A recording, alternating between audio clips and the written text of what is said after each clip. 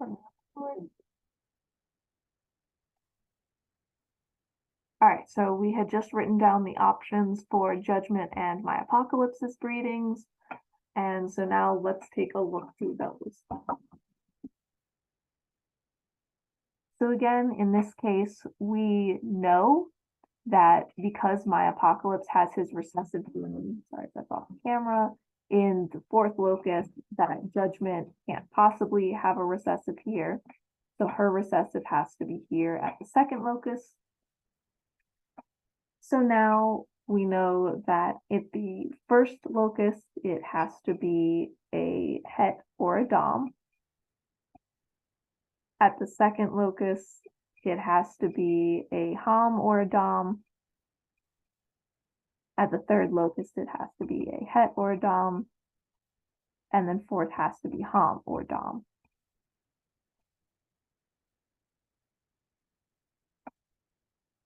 Erica, you mean why can't she have her recessive pair here in the fourth locus?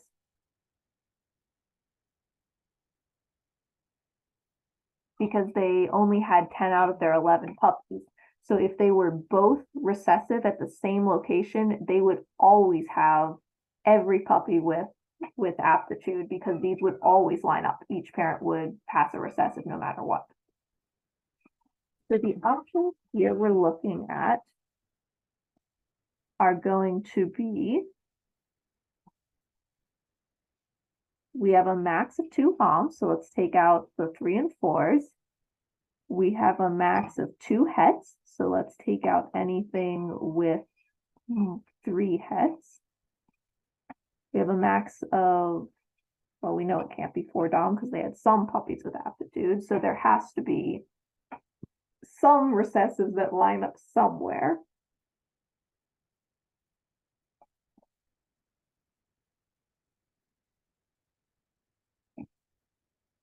Okay.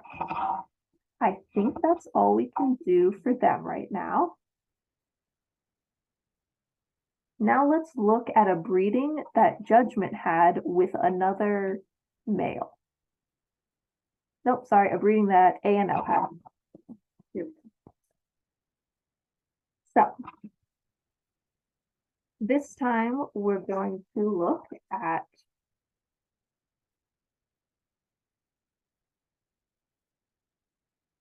Justice and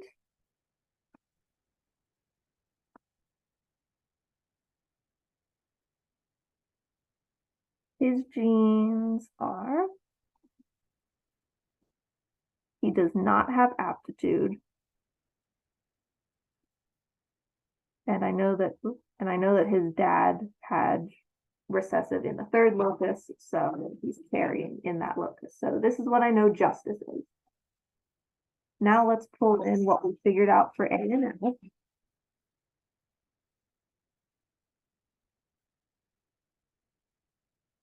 So we know that she's this here.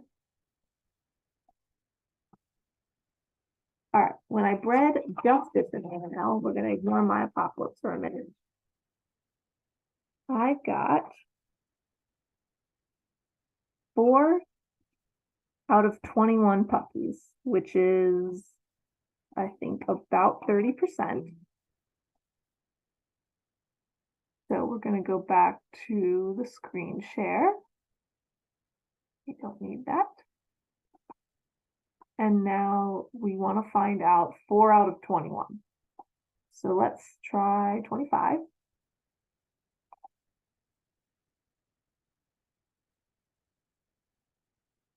So the odds of getting at least 4, or even getting 4 or less, like all of these odds are above 5%, so we don't have to worry about that.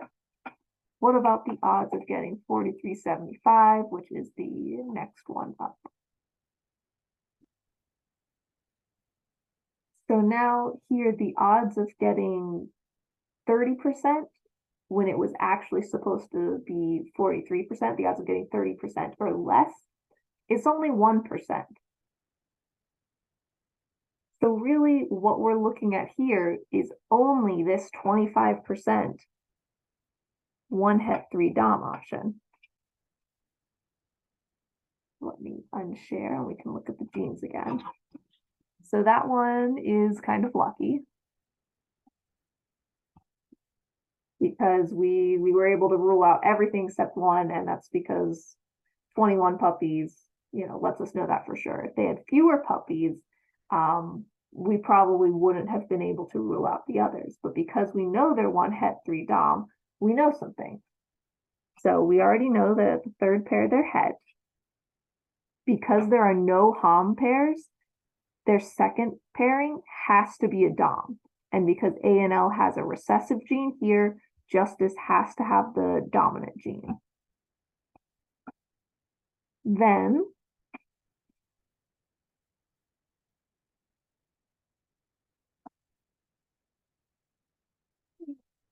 I didn't skip out on the breeding here.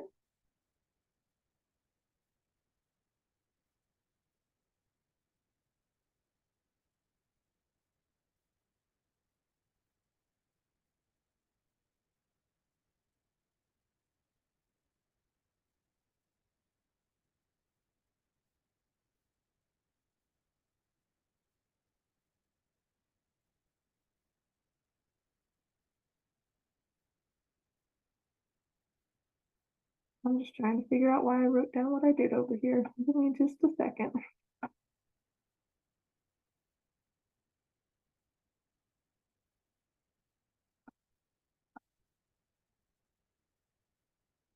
All right, this is all we can do for now. Let me put down another breeding that Justice had. This one we'll call Day. Technically, her name is also Judgment. I made the mistake of having two dogs with the same name at the same time. And she has the same parents.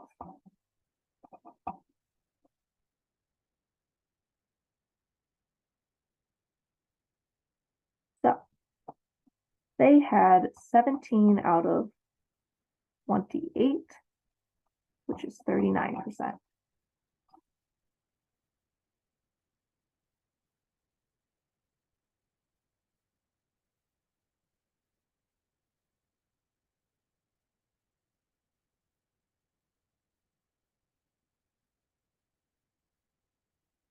That's correct, Erica.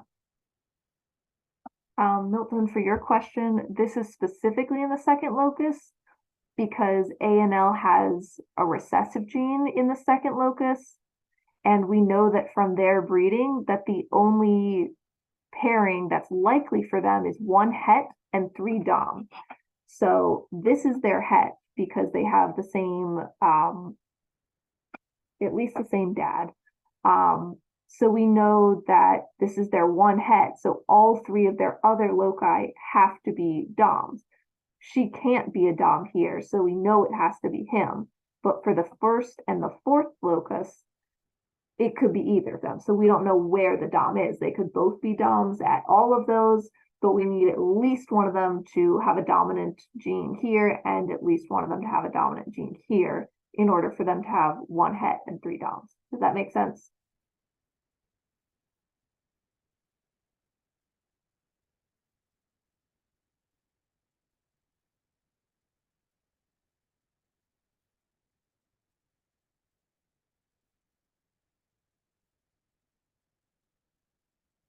Right, Erica. If it was another heterozygous pair at either of these, we should have gotten a higher percent, and the likelihood of getting a higher percent is less than a 5% chance of that happening.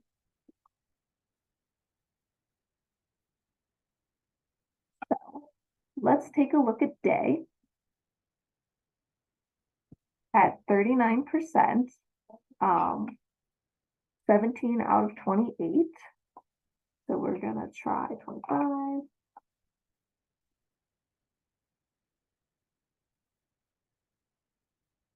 So that's extremely unlikely. Let's try 43.75, the next one up.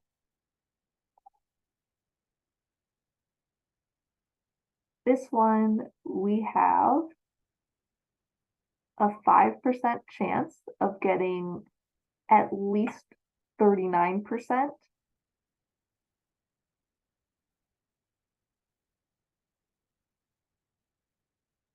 no, I'm sorry, we want to look at this one. We want to know if we got 17 or fewer because 39 is less than 43. So we want to know the odds of getting as few or fewer as we did. Either way, that is very, very likely. Let's move up to the next one.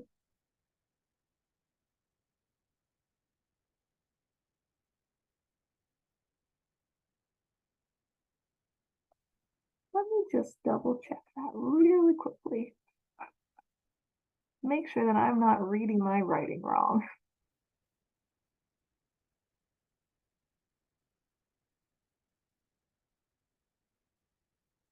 That makes more sense. All right, this is not 17, this is 11. Let me redo that. That didn't look right. All right, let's back this up. So 11 out of 28, sorry about that. The odds of getting 11 or more, 39% when it actually should be 25% is 6%, so that's possible. 43.75 is also possible no matter which way you look at it.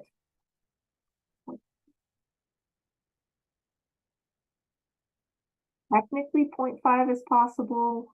I will keep that in the running, but we really, since neither of them have aptitude,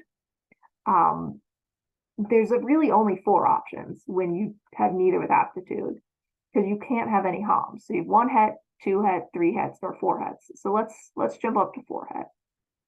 So 68.2. All right, so the odds of getting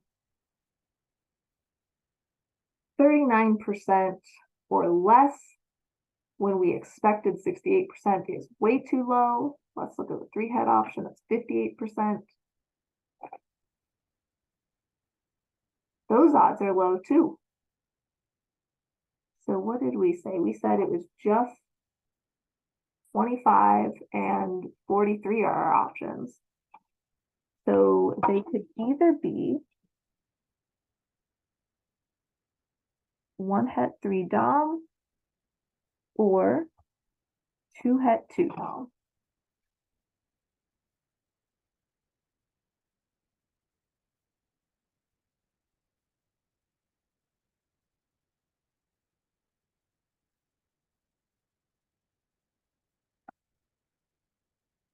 And those are just the labels that I've been using. That's how I always think of them.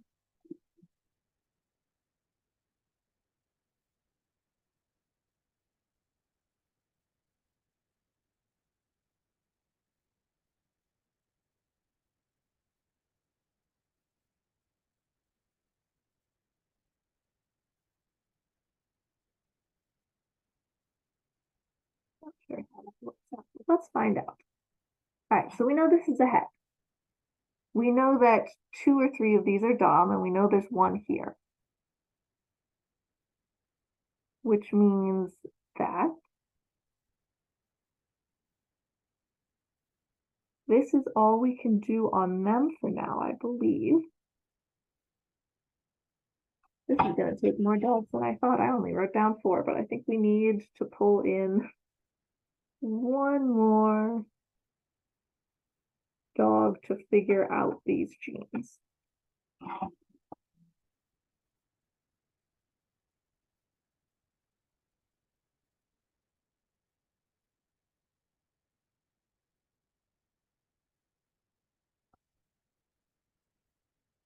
So the hom and het pairings are when you look at both parents together. So this is a het because both Justice and Day have the heterozygous. This is a dom because both Justice has a dominant allele, so that no matter what Day has here, this is always going to be a dominant pairing. For these ones, it could be het or dom at either of these locations. But it couldn't be, for example, these can't both be hets because we can't have 3 het here. It has to be either just this one and these are both DOMs, or this one and one other could be a het, and the other one's a DOM.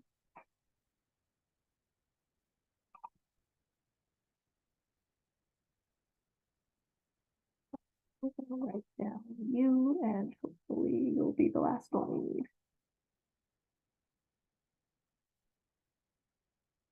All right, so that again, that gene just comes from previous breeding. They had 6 out of 10, which is 60%.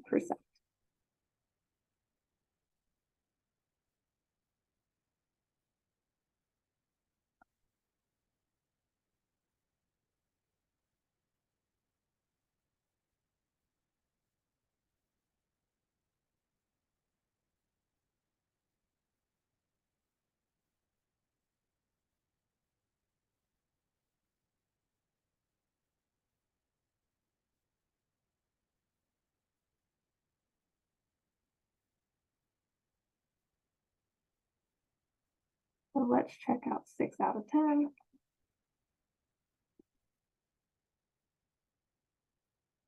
It's probably going to be a lot, so we can not out.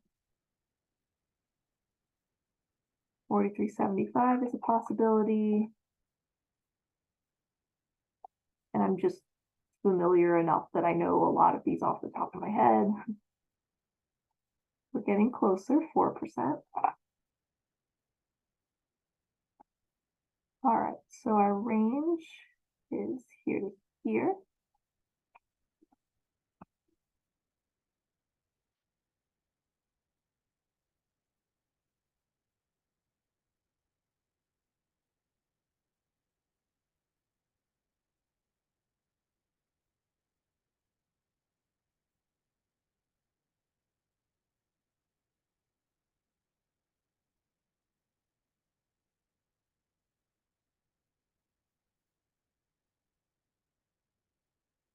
All right, so we know that this is going to be a DOM. This has to be het or DOM. This has to be het or DOM.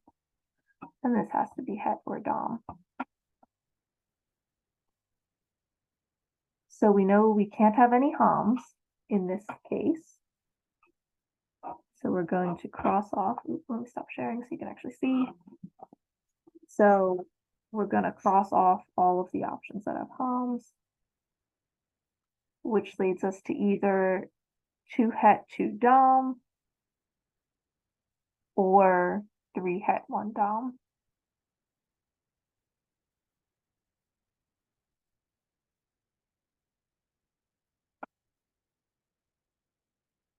And I'm just trying to see why I ruled out 3 het, 1 DOM before.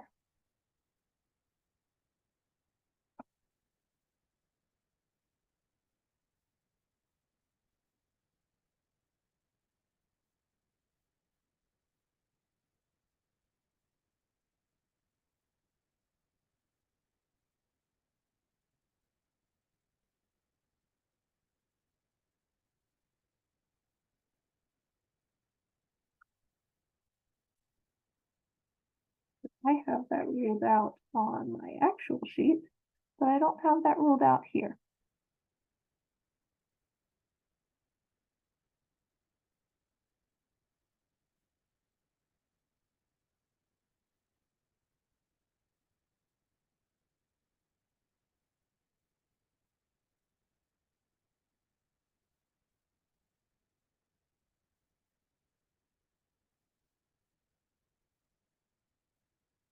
I'm sorry, y'all. I must have messed up when I was like planning out which dogs I was going to go through. Because I was able to figure out more of these guys, but I must have picked the wrong breedings to actually look at to show you that.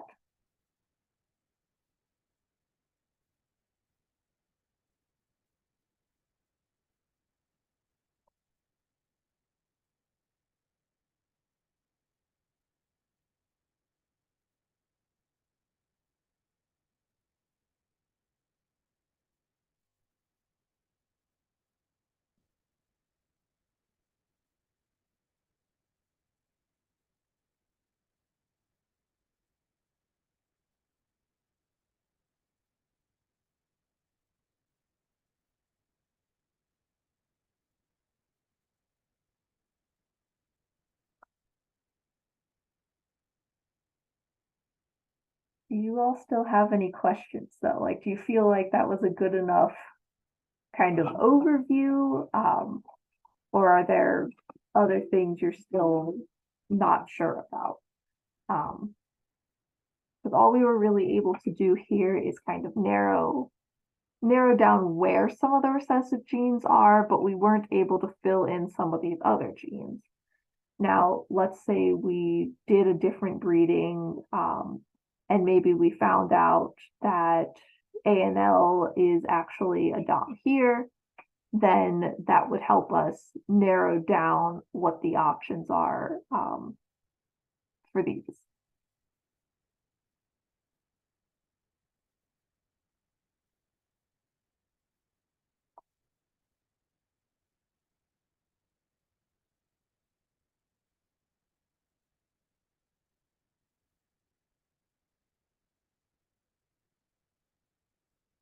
It's harder with females you plan to breed because you only get 2 breedings. So I think that's a good way to do it. If you have a male and you kind of know what his genes are, you can breed him to a female for her first breeding and then breed her for real for her second breeding, or use that new pastel egg, which I have done with a few dogs, to just breed her a bunch, and then for her actual breeding, use the egg so it doesn't count against the litter quality. Does that answer your question, Erica?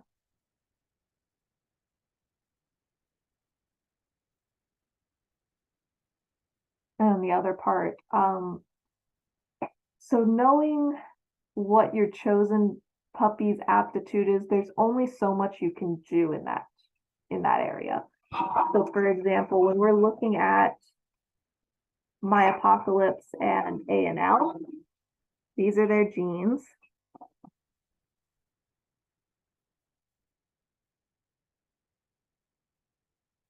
So if we read them together, we would know some things.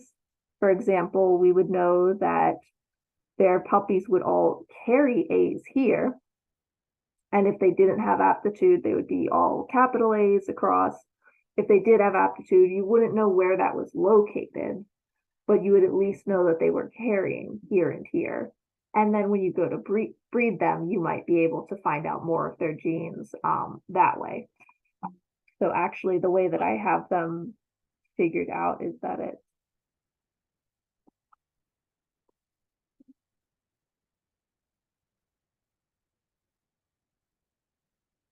so once I got to this point with them, then when I breed them, I would know that their puppies are going to come out at least with this, and then that gives me a head start to fill in the gaps. I don't know what any particular puppy is going to be. So for example, if I get a puppy with aptitude out of them, I don't know if it's going to have, just a recessive here, just a recessive here, or both. But I do know that it can't have more than 2 because there are 2 dominants.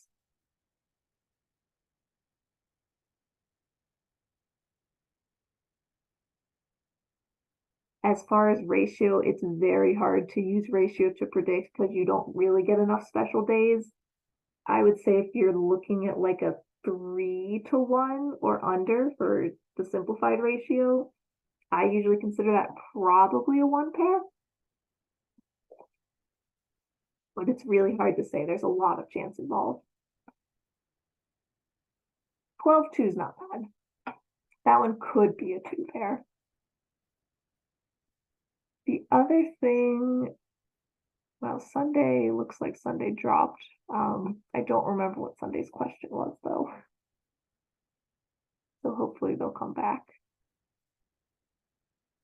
The other thing I wanted to talk about was kind of the rest of this post. So that's just this main part we've been looking at. I walked through an example here, which is kind of equivalent to what I've been doing here, but this is what maybe a little more visual. This is how to use the binomial distribution. So that's where you use this calculator. And then there's reference charts. So if you don't want to do the calculator, there's this link that someone made. which shows you the probability. I believe it's exact probability. So it doesn't include the or greater or fewer. It's just the exact. So you would have to go all the way across the row, basically. So if you got 5 out of 9 and you want to know what the chances of it being, what's the headers on this? There we go. You want to know the chances of it being 81.2. That's a 5% chance. It's a little harder to do the greater than or fewer than on this, but if you want exact chances, there is a chart here. And then I did put together the chart looking at if you get 12 out of 12, what are the odds that it's something other than 2 recessives lined up? So in this case, if you have a litter of 12 and they all have aptitude, you have at least a 5% chance that they're not actually recessive in the same location in all of these possible ways. If you want to look at specific puppies, this is the section you want to look at. This stuff gets quite confusing. This is also based on a calculator, but this is looking at if you, let me check it how these line up so I can make sure I'm thinking about it the right way. Okay.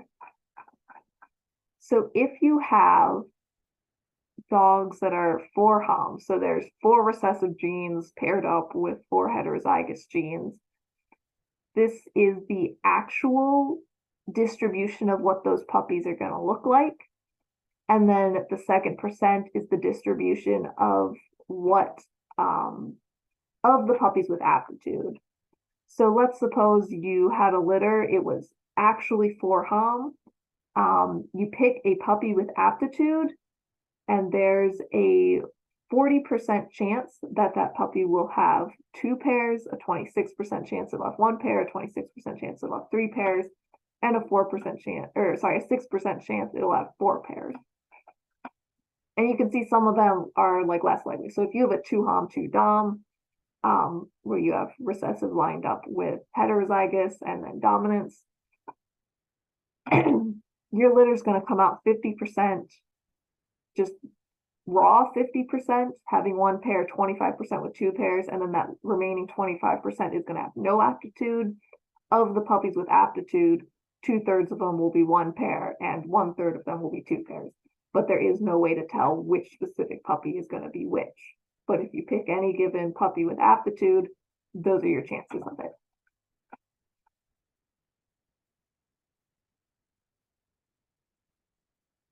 All right. Any other questions?